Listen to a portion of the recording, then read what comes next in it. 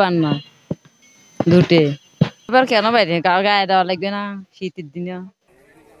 লেপ তোশক তৈরিতে ব্যস্ত গাইবান্ধার অগ্রহায়ণ মাস। উত্তরের জেলা গাইবান্ধায় তেমন শীত না আসলেও প্রকৃতিতে বইতে শুরু করেছে শীতের হিমেল হাওয়া। আস্তে আস্তে বাড়ছে শীতের তীব্রতা, আর এরই সঙ্গে ব্যস্ততা বাড়ছে গাইবান্ধার লেপ তোশক তৈরির কারিগরদের। গাইবান্ধা থেকে রিফাতুন্নবী রিফাতের তথ্য চিত্রে নিউজ ডেস্কে থাকছে বিস্তারিত। কুয়াশার চাদরে ঢেকে পড়েছে ভোরের সকাল। সন্ধ্যা নামলেই অনুভূত হচ্ছে শীত। পাতলা কম্বল বা কাঁথায় মানছে না শীত, তাই হিমেল ঠান্ডা থেকে রক্ষা পেতে প্রয়োজন লেপের উষ্ণতার। শীতের তীব্রতা বাড়ার আগেই মানুষ ভিড় জমাচ্ছে লেপ তোশক তৈরির বেডিং আসছি কেনাকাটা করার জন্য। তবে আগের চাইতে এখন দাম একটু বৃদ্ধি, তারপরও বানাতে হবে, যেহেতু ঠান্ডা বানাতে তৈরি করতেই হবে। আর আমি স্টোরগুলোতে দিনে নাতিশীতোষ্ণ আবহাওয়া থাকলেও সন্ধ্যার পর থেকে সকালে সূর্য ওঠার আগ পর্যন্ত অনুভূত হচ্ছে শীত।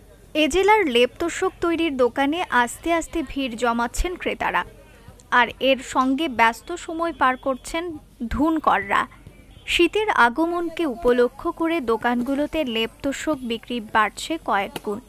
হিমেল ঠান্ডায় শরীরকে সতেজ রাখার জন্য বিশেষ করে লেপের চাহিদা বেড়ে যায়। শীতের প্রচণ্ড ঠান্ডায় হাড় কাঁপানো পরিস্থিতির রাতের নিদ্রায় একটু আরামের জন্য লেপের উষ্ণতা প্রশান্তি এনে দেয়। তাই তো বেড়েছে লেপ তোশক তৈরি ধুনকরদের ব্যস্ততা। এটা আমার কাজের বয়স ৪৫ বছর হবে। আমার বাবাই কাজ করতে, আমার বড় ভাই কাজ করতে, আমার জ্যাঠাই কাজ করতে। আমারই কাজের বয়স ৪৫ বছর। আমাদের কাজ এটার উপরেই জীবিকা। এই যে বালিশ বানাই, তোশক বানাই, ল্যাপ বানাই, জাজিম বানাই, এই আমাদের কাজ। দেখা যায় একদিন কাম হয়, আজকে শীতের মৌসুমে ২-৪টা কাম হয়। এই ৩টা মাস মোটামুটি চলে ভালো, ডাল ভাত খেতে পারি আর কি। আর ৯টা মাস গরম সিজনে কাজ কম হয়, দেখা যায় ২দিন পরে কাজ হয়, ২দিন পরে হয় না, এইভাবে। এছাড়া ভ্রাম্যমাণ লেপ তোশক ব্যবসায়ীদের আনাগোনাও বেড়েছে গ্রামাঞ্চল সহ হাট বাজারগুলোতে। হিমেল শীতের পরশ থেকে উষ্ণতা পেতে কেউ পুরনো লেপ তোশক বালিশ ঠিকঠাক করছে, আবার কেউ নতুন তৈরি করার অর্ডার দিচ্ছেন।